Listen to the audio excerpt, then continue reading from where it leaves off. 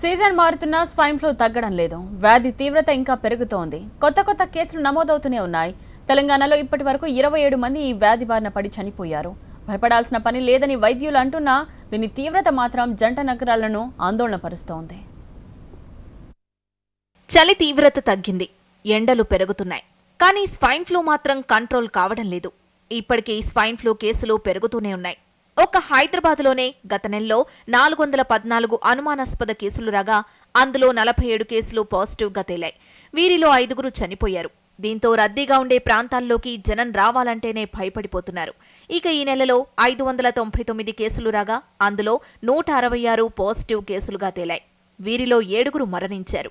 వీరంతా జంట నగరాల్లోని వివిధ ప్రభుత్వ ఆసుపత్రుల్లో చికిత్స పొందుతున్నవారే.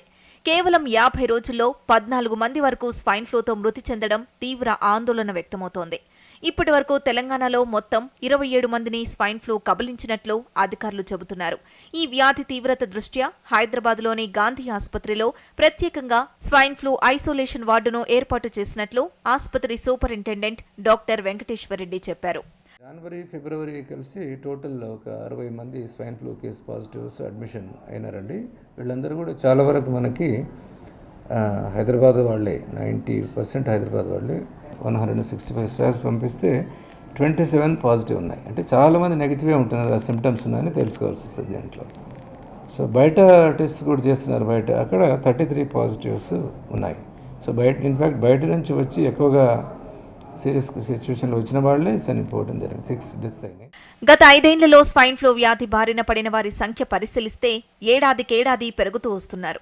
2012లో 106 మంది, 2013లో 20 మంది, 2014లో 31 మంది ఈ వ్యాధి బారిన పడ్డారు. ఇక 2015లో అత్యధికంగా 1291 కేసులు నమోదయ్యాయి. 2016లో 52 ఉండగా ఈ సంవత్సరం ఇప్పటి వరకు 213 కేసులు నమోదైనట్లు అధికారులు చెబుతున్నారు.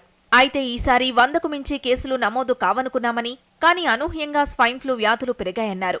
ప్రస్తుతం ఈ వ్యాధి డ్రిఫ్ట్ దశలోనే ఉందని, షిఫ్ట్ దశలోకి వస్తే తీవ్రత ఇంకా ఎక్కువగా ఉంటుందని అంచనా వేస్తున్నారు. జనవరి ఫిబ్రవరికి తగ్గాల్సింది పోయి అది ఫిబ్రవరికి కేసుల సంఖ్య ఎక్కువ పెరుగుతూ ఉందన్నట్టు. ఇప్పుడు మన గాంధీ నోడల్ సెంటర్లో తీసుకున్నా, బయట తీసుకున్నా ఈ సంఖ్య అనేది పెరుగుతూ ఉందన్నట్టు. సో 2 ఇయర్స్కే పెరిగిందంటే 2-3 కారణాలు అయి ఉండొచ్చు. తొందరగా మ్యూటేషన్ అన్నా తెచ్చుకొని ఉండాలి, 3 ఇయర్స్ కాకుండా.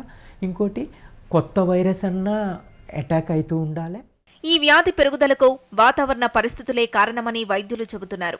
ఈసారి చలి తీవ్రత ఎక్కువగా ఉండడంతో స్వైన్ ఫ్లూ విజృంభించిందని అంటున్నారు. అయితే సర్కార్ మాత్రం దీనిపై పెద్దగా దృష్టి పెట్టలేదన్న విమర్శలు కూడా ఉన్నాయి. కేంద్రానికి నివేదిక పంపడంతో పాటు శాంపిల్స్ కూడా పంపించి పరీక్షలు నిర్వహించాలి. అయితే ఆ దిశగా చర్యలు తీసుకున్న దాఖలాలు కనిపించలేదు.